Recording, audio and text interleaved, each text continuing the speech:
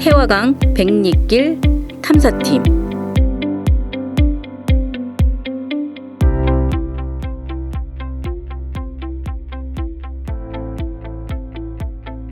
예, 여기는 언양 향교입니다.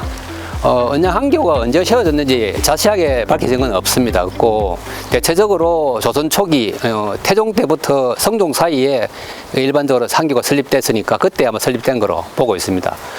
울산 읍지에 보면은 원래 이 향교가 그 현재 읍성의 서북쪽 그 송대리 쪽에 있다가 이쪽에 옮겼고, 또 여기 있다가 그 하장산 그 남쪽이죠. 그러니까 언양읍성의 서쪽에 그쪽 갔다가 다시 이쪽으로 옮겨온 것으로 되어 있습니다. 건물의 지은 연도를 보면은 1694년도에 여기 유림들이 이 돈을 모아 가지고 세웠는데 1696년에 여기 뒤에 보면은 대성전이 있습니다. 그걸 세웠고요. 그 다음에 1700년도에 요 앞에 명륜당하고 동제 소재가 들어선 것으로 나와 있습니다. 1748년경에 여기 아마 큰 태풍이 있었던 것 같아요. 그때에 현감 장재상이라는 분이 중수를 했고요.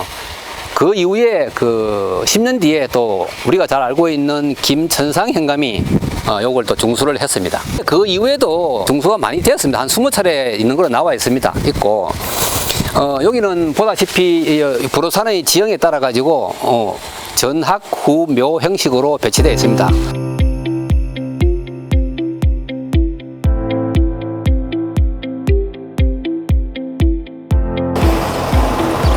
예, 지금 보시는 곳은 진등입니다. 저기 불호산 서쪽 산줄기에서부터 길게 작계천을 따라 이어진 지형이라 해서 진등이라고 합니다. 또 옛날에 가야군과 대치했던 신라군이 진을 친 곳이라고 해서 진등이라고도 일컫습니다. 예전에는 이 길게 이어진 산길로 시나리의 쌍수마을과 도호마을 주민들이 언양읍과 삼남읍으로 왕래를 했습니다. 그 진등 안에는 글씨가 다 지워진 쌍수마을 옛 표지석이 남아있고요. 그리고 1994년에 준공된 평리 상여집이 있습니다. 그곳은 울산에 남은 마지막 상여집입니다.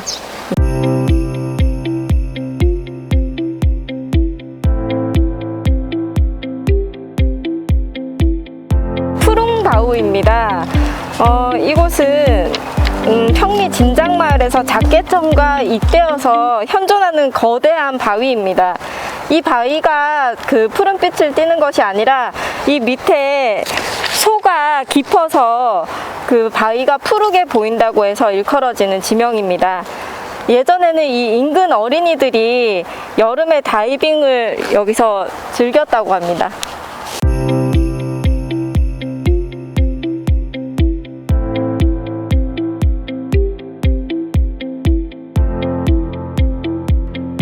여기는 작천정입니다.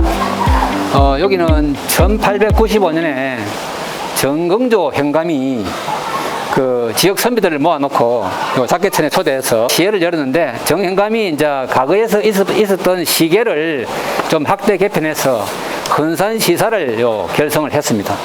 그래서 여기다가 정자를 건립하자고 제의해가지고 했는데, 그 당시에는 선비들이 찬성을 해서 짓자 이래 했는데 바로 그 정자를 짓지는 못하고요. 그 후에 1899년도에 언양군수로 온 그 최시명 군수가 1900년도에 요 공사를 시작을 해서 1902년 7월에 완성을 했습니다. 그 이후에 그 몇 차례 중수가 있었고요. 지금의 요 정자는 현재 건물은 2005년도에 중수한 모습 그대로이고요. 상량문은 아까 보신 대로 저 밑에 바위에 있던 송종수 씨가 썼고, 그 다음에 요 작천정이라고 이름 지은 것은 최시명 군수가 이름을 지었고요.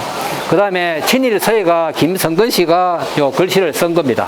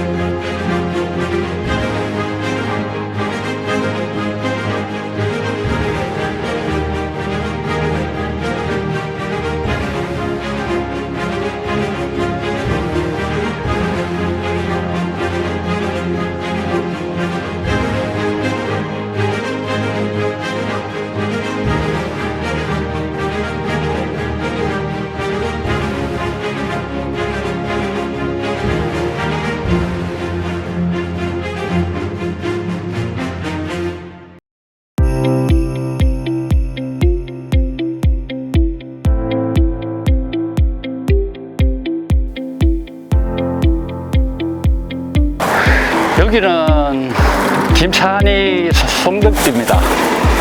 이 김찬희는 하천마을에서 5정보 이상을 갖고 있는 사람이 이 일대가 7명이나 있었습니다. 5정보 이상을 갖고 있는 7명 중에서 김찬희가 1등입니다. 그 상북 면장을 지낸 아들도 7명에 포함되어 있습니다. 그 정도로 땅이 많은 거로 그걸 알고 있고요. 그래서 양정학원이라든지 언양중학교라든지 이런 데 그 설립할 때 김찬희가 상당히 큰 역할을 했는 걸로 그래 알고 있습니다. 그 송석하는 서울에 살았고 김찬희는 시골에 살다 보니까 농지 개혁을 한다는 사실을 송석하는 알고 있었고 김찬희는 몰랐습니다. 계획이 발표되자 김찬희는 들어 있었고 송석하는 방매를 합니다. 100원짜리를 20원에 팝니다. 엄청나게 많은 땅을 판매를 하게 돼 가지고 크게 뭐 뺏긴 건 없습니다. 농지 개혁이 됐을 때 그 사람 소유로 다 넘어갑니다. 그래서 송석하는 농지 개혁에 크게 진 땅이 없고 김찬희는 상당히 많은 땅을 뺏기게 되었습니다.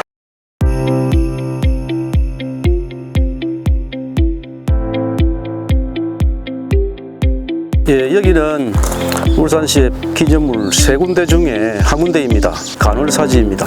그 간월사지 석조열의 좌상은 석조열의 보물로 지정이 되어 있습니다. 열의 상이 보물로 왜 지정되었을까? 그게 상당히 궁금해서 자료에는 제 생각을 많이 넣어 놨습니다. 보시면은 부처상을 새기는 데는 32종호, 80상 뭐 이런 그 규정이 있습니다. 근데 거기에서 약간 그 변형이 됐다 이렇게 보는 거죠.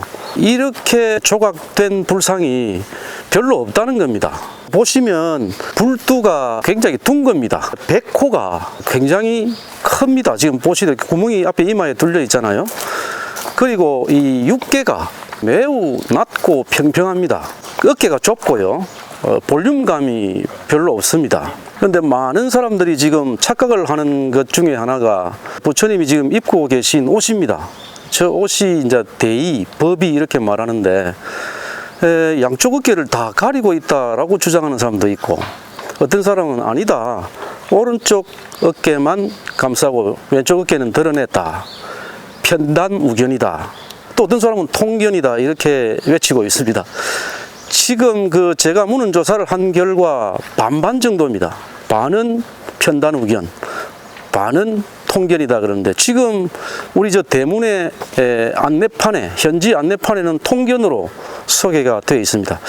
방금도 제가 들어가서 유심히 봤는데 편단우견 같이 보입니다. 오른쪽 어깨를 드러낸 것 같이 보이는데 편단우견은 통일신라 말기에 등장합니다. 석굴암 불상도 그렇습니다. 그리고 그 손을 잘 보시면 항마촉진인데 오른손이 석굴암 석불은 굉장히 땅까지 내려옵니다. 정말로 땅을 가리키고 땅을 짚을 정도로 쑥 내려와 있는데 여기 그 부처님은 완전히 올라간 것도 아니고 완전히 내린 것도 아니고 중간쯤 내려와 있습니다. 조금 많이 내린 편에 속합니다. 그리고 법위를 보면 그 가부좌한 그 다리에 U자형으로 계단식으로 선조각이 선명하게 표현이 되어 있습니다. 보이죠? 저런 것도 굉장히 특이한 점으로 볼 수 있겠습니다. 이 불상이 울산시 유일하게 보물로 지정된 이유가 그런 것이 아닌가 싶고 지금 그 유물이 다 발견되지 않아서 알 수는 없습니다만은 국장님이 방금 뒤쪽에 사진을 찍었는데 큰 홈이 있습니다. 그 양어깨 사이에. 그 홈은 바로 광배를 표현했을 것이다. 그 광배는 지금 여기 어딘가에 묻혀 있겠죠.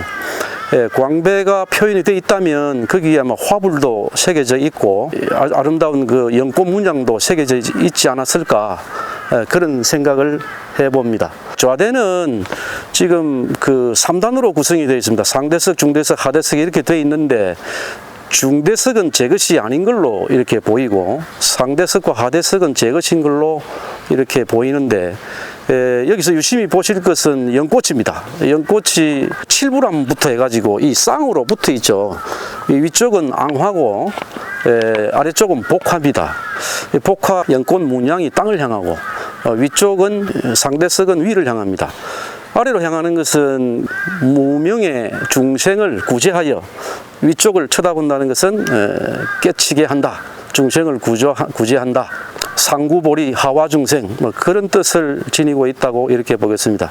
간울사지 금당입니다. 신라 후대 통일신라 때까지 대웅전이라는 말은 잘 안 썼습니다. 여기 지금 금당을 보시면은 그 주초석이 선명하게 보입니다. 보이는데 주초석을 보면은 가로 3칸, 세로 3칸 이렇게 사각형으로 이렇게 생겼습니다. 가운데 보시면 아주 넓은 불상대자가 지금 보입니다. 정방형으로 보이죠? 저기가 아까 그 봤던 석조열의 좌상이 있었던 자리입니다. 보시면 가운데에서 약간 뒤쪽으로 물러나 있습니다. 그리고 방금 봤던 저 부처님이 저기에 앉아 계시고 지금 우리가 생각하는 절에서 보는 수미단이 아니죠. 아니고 3단 대석으로 해서 원형으로 생겼습니다. 원형 대자라는 게 굉장히 중요합니다. 저것이 바로 보물로 지정된 이유 중에 하나이기도 합니다. 과거에 사람들이 절에 오면 탑도 돌지만 금당에 들어가서 부처님을 우요 삼잡 오른쪽으로 3번 돕니다. 저기 불상을 3번 돈다는 거죠. 지금의 절에 가면 수미단으로 되어 있기 때문에 돌지를 못합니다. 그러나 저 당시에는 그렇게 생겼고, 그 다음에 이제 여기 그 주초석을 보면은 가로 3칸 중에 가운데 초석은 굉장히 넓습니다. 우리가 절에 가면은 가운데 문은 스님만 지나다니죠. 그래서 3글자로 어간문 이렇게 부릅니다. 어간문. 어간문 자리입니다. 그래서 굉장히 넓어 보입니다. 자, 여기 남탑은 제일 먼저 눈에 띄는 것이 금강역사상입니다. 금강역사는 아시다시피 부처님과 절과 사부대중을 지킴이 역할을 합니다. 그리고 여기에 사리가 모셔졌든지 아니면 다란이가 모셔졌던 것을 지킨다는 그런 뜻이고, 금강역사는 반드시 위통을 깝니다. 위에 상의를 입지 않습니다. 바지는 반드시 반바지를 입습니다.